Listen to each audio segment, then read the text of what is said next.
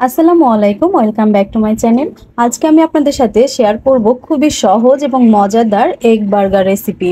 এইরকম সহজভাবে egg burger যদি বাসায় আপনি একবার বানান, তাহলে বাসার ছোট বাচ্চারা তো আবদার করবেই, বড়রাও বারবার আবদার করবে এই মজাদার এগ বার্গার খাওয়ার জন্য। আর আপনিও বাইরে না গিয়ে বাসায় বসে সহজেই বানিয়ে দিতে পারবেন এই মজাদার এগ বার্গারটি। তো পুরো ভিডিওটি দেখার অনুরোধ রইল। চলুন তাহলে শুরু করা যাক। এখানে আমি 2টি বনরুটি নিয়েছি আর বনরুটিগুলো মাঝখান থেকে কেটে নিয়েছি। এই বনরুটিগুলো কিন্তু বাইরে দোকান থেকে আমি কিনে নিয়েছি। তো এই তো এখন এই বনরুটিগুলোকে একটা সাইডে রেখে দিচ্ছি। আর এইদিকে একটা মিক্সিং বলে প্রথমেই নিয়ে নিচ্ছি শসা কুচি, দিয়ে দিচ্ছি পেঁয়াজ কুচি। পেঁয়াজগুলোকে খুব চিকন চিকন করে কেটে নিয়েছি। এখন দিয়ে দিচ্ছি মরিচ কুচি, ধনিয়া পাতা কুচি।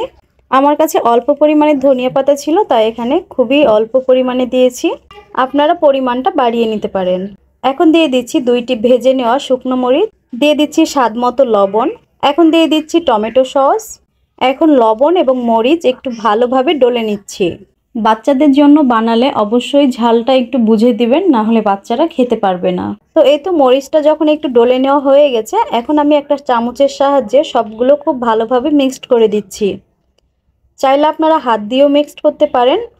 সব কিছু খুব ভালোভাবে মিক্সড করে নিলাম। তো এই তো মিক্সড করা হয়ে গেছে। আর এগুলো আমি একটা সাইডে রেখে দিলাম। এখন অন্যদিকে চুলায় একটি প্যান বসিয়ে দিয়েছি আর এর মধ্যে দিয়ে দিচ্ছি সামান্য পরিমাণে তেল। এখন আমি 2টি ডিম ভেজে নেব। তো প্রথমে আমি একটি ডিম দিয়ে দিচ্ছি, আরও একটি ডিম আমি ভেঙে দিলাম। এখন দিয়ে দিচ্ছি স্বাদ মতো লবণ। তো এই তো ডিমগুলো এখন উল্টিয়ে দিচ্ছি আর 2 ভাগে ভাগ করে নিচ্ছি।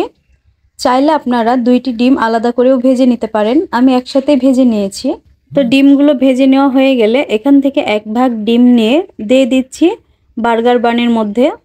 এখন এই ডিমের উপরেই দিয়ে দিচ্ছি আগে থেকে যে শসা দিয়ে তৈরি করে রেখেছিলাম সেইগুলো।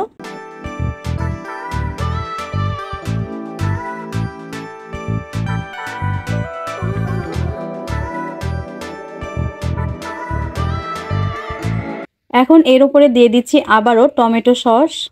এখন ওপরের বানটা দিয়ে দিচ্ছি। এই তো তৈরি হয়ে গেল আমাদের সহজ মজাদার এগ বার্গার।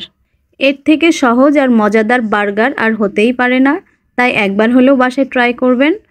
তো আজকের রেসিপিটি আপনাদের কাছে ভালো লাগলে অবশ্যই ভিডিওটিতে একটি লাইক দিবেন আর বাসায় বানিয়ে খেয়ে আমাকে কমেন্টের মাধ্যমে জানাবেন আপনাদের কাছে কেমন লেগেছে। তো আজকের মতো এখানেই বিদায় নিচ্ছি। সবাই ভালো থাকবেন। আল্লাহ হাফেজ।